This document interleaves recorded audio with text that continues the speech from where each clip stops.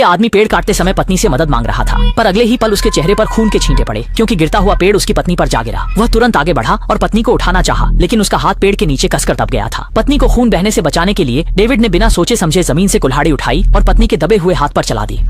अचानक हुए हादसे में अन्ना ने अपना हाथ खो दिया। सुंदरता पसंद करने वाली उसे लगा कि वह अधूरी है। पति ने उसे खुश करने के लिए एक कृत्रिम अंग खरीदा, पर पत्नी को वह बिल्कुल पसंद नहीं आया।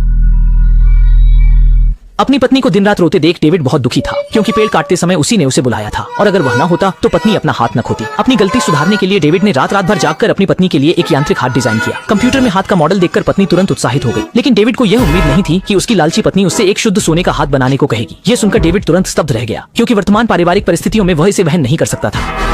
पत्नी की लाचार हालत देख वह आखिर मान गया। उसने घर का ट्रैक्टर बेचा, दोस्तों से पैसे उधार लिए और बड़ी मुश्किल से 3 सोने की ईंटें जुटाई। उसने अपनी प्यारी पत्नी के लिए खुद एक शुद्ध सोने का हाथ बनाने की सोची। उसने सारी सोने की ईंटें भट्टी में डाली, उन्हें तेज आग से पिघलाकर सोने का पानी बनाया और अपनी प्रिय पत्नी के लिए एक शुद्ध सोने का हाथ बनाया। पत्नी ने देखा कि दुर्घटना में खोई उसकी बांह शुद्ध सोने की हो गई है। वह बहुत खुश थी। उसका पूरा व्यक्तित्व चमक उठा, मानो वह तुरंत 18 साल की हो गई हो। लेकिन यह खुशी ज्यादा दिन नहीं टिकी। लंबे समय तक सोने के आभूषण पहनने के कारण उसके शरीर में असामान्यताएं आ गईं। उसे फेफड़ों का स्वर्ण रोग हो गया और वह हर दिन लगातार खांसती रहती थी। डॉक्टर ने उसे तुरंत सोने की बांह उतारने की सलाह दी, नहीं तो उसकी जान को खतरा होगा।